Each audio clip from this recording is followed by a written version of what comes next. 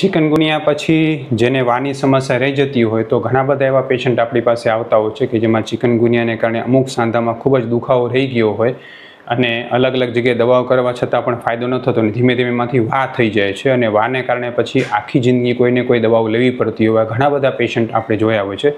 આજે એવા જ એક પેશન્ટ મારી સાથે છે, અવનીબેન. જય જીનેન્દ્ર. અવનીબેન, અવનીબેન તમે ક્યાંથી આવો છો? મુંબઈથી. અને શું સમસ્યા હતી બેન તમને? મને ચિકનગુનિયાની સમસ્યા હતી. એન્કલ્સ દુખતા હતા મને. બાકી બીજા બધા ત્યાંથી નીકળી ગયું હતું પણ એન્કલ્સમાં રહી ગયું. એ કેટલા સમયથી હતું બેન? એ મને 2-2.5 વર્ષ રહ્યું. બરાબર. એના માટે અવનીબેન તમે અલગ અલગ કેટલા ડૉક્ટરને મળ્યા હશો અને શું સારવાર કરાવી હતી તમે? મેં 2 ડૉક્ટરને મળી હતી. એક તો એલોપેથી હતા તો એનું તો પછી બંધ કરી નાખ્યું, મને સૂટ નહીં થઈ. બીજા આયુર્વેદિક હતા તો એમની મેં 2-3 મહિના દવા લીધી પણ મને ફરક નહીં પડ્યો કાંઈ. ત્યાં પંચકર્મ સારવાર પણ કરાવી હતી? હા, પણ તોય ફરક નહોતો પડ્યો. અને પછી મુંબઈથી આટલા બધા દૂર મારી હોસ્પિટલ કચ્છમાં આવી રીતે છે, એ તમને કઈ રીતે ખબર પડીને તમે કઈ રીતે અહીંયા આવવાનું શરૂ કર્યું?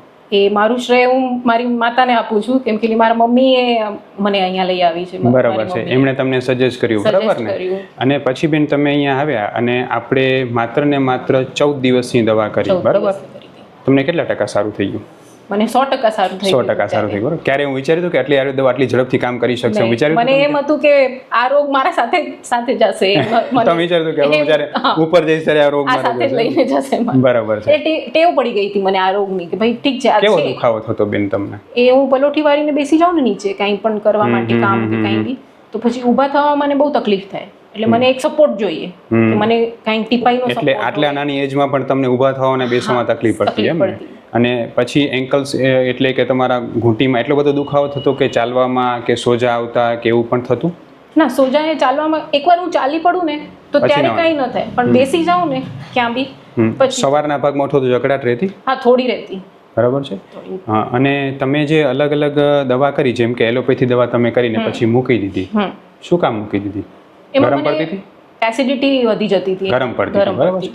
હવે તમારા માધ્યમથી હું લોકોને એ કહેવા માંગુ છું કે તમે કોઈ પણ જગ્યાએ સારવાર કરાવો છો, જો તમને દવા ગરમ પડે છે તો તાત્કાલિક દવા બંધ કરો. ઇવન તમે આયુર્વેદ સારવાર પણ ક્યાંય કરાવતા હો, તમે પછી ઘરે પોતાની રીતે કોઈ ઔષધિયા લેતા હો કે પછી કોઈ ડૉક્ટરને કન્સલ્ટ કરીને કોઈ દવા લેતા હો કે પછી તમે તમારા કોઈ મેડિકલ સ્ટોરમાંથી જઈને કોઈ આયુર્વેદ સારવાર લેતા હો, ખાસ ધ્યાન રાખો જો તમને દવા ગરમ પડે છે તો તાત્કાલિક એ દવા બંધ કરો. એનો અર્થ એ છે કે તમારા શરીરમાં એ દવા માફક નથી આવતી ને તમને વધારે પ્રોબ્લેમ થઈ શકશે.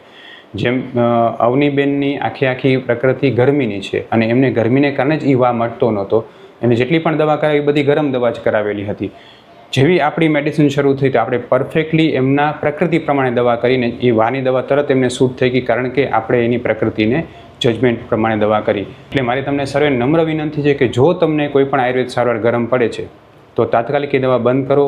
તમને કોઈ દવા ગરમ પડતી હોય તો તમે અમારો સંપર્ક કરી શકો છો કારણ કે અમે પ્રકૃતિ પ્રમાણે દવા કરી છે ને અમારી દવા ક્યારેય ગરમ પડતી હોતી નથી. અવનીબેન, તમે જે દવા પહેલાં કરી હતી તો એ તમને ગરમ પડતી હતી તો એનાથી એસિડિટી થતી હતી. આપણી દવા કરી જાય ગરમ પડી તમને ક્યારે? નહીં, ક્યારે બી નહીં. ક્યારે નહીં, બરાબર. અને 14 દિવસમાં જ મટી ગયું. અને એ મટી ગયું એને આજે કેટલા સમય થયો? હું ફેબ્રુઆરીમાં આવી હતી તમારા પાસે. બરાબર. આટલું સમય થઈ ગયું છે. એટલે સમજો કે તમને 8 મહિના થયા, હવે એ પ્રોબ્લેમ થયો નથી એટલે 100% મટી ગયો. આ કેસ એવા લોકો માટે પણ ઉદાહરણ છે કે જે લોકો એવું સમજતા કે આયુર્વેદ સારવાર માત્ર લેશું ને ટેમ્પરરી સારું થશે પછી પાછું હતું એવું થઈ જશે, પણ બેનની સારવાર આપણે 14 દિવસની જ આપી હતી. એટલે પહેલી વાત તો એ સાબિત થાય કે આયુર્વેદ સારવાર ખૂબ ઝડપથી કામ કરે છે. બીજી વસ્તુ એ સાબિત થાય છે કે જો તમને સાચા આયુર્વેદ ડૉક્ટર મળે ને પરફેક્ટ નિદાન થાય તો એ મટી ગયા પછી પણ હજી સુધી 8 મહિના સુધી બેનને ફરીથી ક્યારેય એ પ્રકારનો દુખાવો થયો નથી. એ આરામથી ચાલી શકે છે. બેન, પહેલાં તમે ચાલતા હતા ને હવે ચાલતા હતા, કેટલો ફરક લાગે છે? મારી સ્પીડ વધી ગઈ છે થોડી. બરાબર છે. પહેલા સ્પીડ ઓછી થઈ ગઈ હતી. બરાબર. મને એમ લાગતું કે દુખી છે, બહુ દુખે છે. અને હવે ઉઠવા બેસવામાં એ કાંઈ તકલીફ નથી થતી? એટલે હવે 100% એકદમ નોર્મલ એડી હતી એવું થઈ ગયું, બરાબર છે. હું ડૉક્ટર વિશાલ પંડ્યા એક MD આયુર્વેદ ડૉક્ટર છું. મેં મારો 10 વર્ષ સુધીનો MD આયુર્વેદનો અભ્યાસ જામનગરની વિશ્વ પ્રસિદ્ધ આયુર્વેદ કોલેજમાંથી કરેલો છે. 2011થી એટલે કે છેલ્લા 13 વર્ષથી હું ગાંધીધામ કચ્છ ખાતે NABH માન્યતા પ્રાપ્ત પંચકર્મ આયુર્વેદ હોસ્પિટલ ચલાવું છું. અમે 2 રીતે સારવાર કરતા હોઈએ છીએ.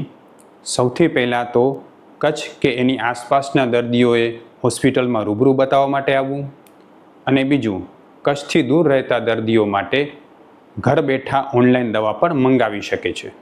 વધુ માહિતી માટે નીચેના નંબર ઉપર હાય લખીને વોટ્સએપ કરો એટલે તમને ફીસ કેટલી છે, કોર્સ કેટલો કરવો પડશે વગેરે માહિતી વોટ્સએપમાં મોકલી આપશું. બેને મુંબઈમાં પંચકર્મા સારવાર કરાવી હતી, બરાબર છે. હવે મુંબઈ હોય, અમદાવાદ હોય, સુરત હોય કે ગાંધીનગર હોય, તમે કોઈ પણ જગ્યાએ પંચકર્મા સારવાર કરાવો, ખાસ ડૉક્ટરને પૂછો કે મને આ સારવારથી નબળાઈ નહીં આવે ને, કારણ કે ઘણા બધા પેશન્ટને એવો પ્રોબ્લેમ થતો હોય છે. જ્યારે આપણે અહીંયા જે આયુર્વેદની પંચકર્મા સારવાર કરાવીએ છીએ એ સંપૂર્ણપણે હંમેશા શરીરની તાકાત વધારનારી છે ને એનાથી ક્યારેય નબળાઈ આવતી નથી. અવનીબેન, તમારા જેવા એવા પેશન્ટ હશે કે જે લોકોને આ વાના ચિકનગુનિયા થયા પછી બધા સાંધામાં દુખાવો રહી ગયો કે કોઈ પર્ટિક્યુલર સાંધામાં દુખાવો રહી ગયો, તો એ લોકોને તમે અહીંયા તમને જે સારવાર મળી અથવા તો અહીંયા જે નિદાન થયું એના વિશે તમે શું કહેશો? એકવાર તો આવવું જ જોઈએ, એક્સપિરિયન્સ કરીને એકવાર તમે આવો, તમને ડૉક્ટર સાહેબને મળો, એમ કહીશું એમ. બરાબર છે. તમે મુંબઈથી આવ્યા તો તમને લાગ્યું કે તમારો ધક્કો વસૂલ થયો એમ? વસૂલ. નહીંતર તમે એમ થાત ને કે હું ક્યાંયથી આવ્યા ને અહીંયા હેરાન થઈ ગયા, એવું નથી ને? એવું નહીં થયું. ખૂબ ખૂબ ધન્યવાદ બેન. જય જિનેન્દ્ર. જય જિનેન્દ્ર.